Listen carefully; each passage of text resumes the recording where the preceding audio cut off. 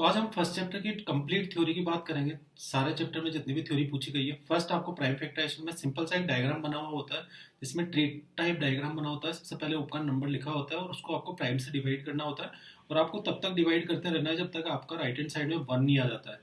इस साइड में जितने भी पार्ट लिखे होते हैं वो सारे प्राइम्स होते हैं, तो आपको उनको एक्सपोनेंट फॉर्म में लिखना होता है। जैसे टू अगर एक ही बार आ रहा है तो टू पावर वन लिखोगे, और अगर थ्री तीन बार आ रहा है तो थ्री पावर थ्री लिखोगे, और अगर फाइव टू टाइम्स आ रहा है तो multiply by five power two लिखोगे। इस तरीके से प्राइम फैक्टराइजेशन। इसमें छोटे छोटे इन्फॉर्मेशन और आपको पता होना चाहिए। किसी भी प्राइम के total maximum number of factors जो होते हैं वो टू ही होते हैं, ये आपको क्लियरली पता होना चाहिए। और कुछ आपको प्राइम नंबर याद होने चाहिए, two three five seven eleven, इस तरीके से।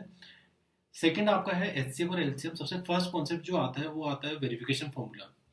वेरिफिकेशन फॉर्मूला क्या होता है? HCM multiply by LCM equals to product of two numbers.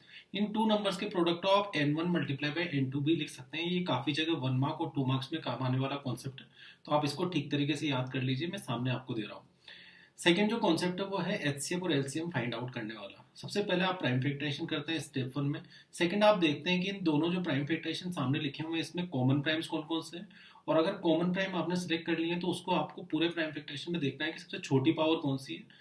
और छोटी पावर देने के बाद जो आपका बनेगा that will be HCF. All primes जितने भी काम आ रहे हैं उन प्राइम फैक्टराइजेशन में उनको हाईएस्ट पावर के साथ देते हैं, तो वो होता है आपका एलसीएम।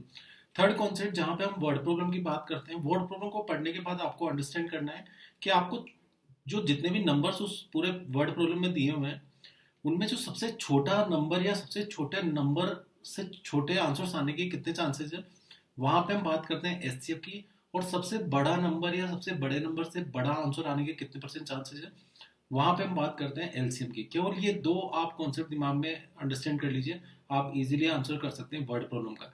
थर्ड कॉन्सेप्ट आता है that is fundamental theorem of arithmetic. Fundamental theorem of arithmetic में मैं आपको टोटल तीन क्वेश्चंस करवा के बता रहा हूँ।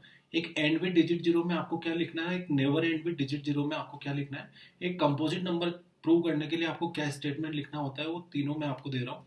आप इनको याद कर लीजिए, काफी काम आते हैं। And last proving of irrational number. यहाँ पे एक हम रूट फाइव का इरेशनल नंबर प्रूविंग ले रहे हैं। आप इस कॉन्सेप्ट को याद कर लीजिए, आप पूरा थ्योरेटिकल पार्ट कर सकते हैं रियल नंबर का।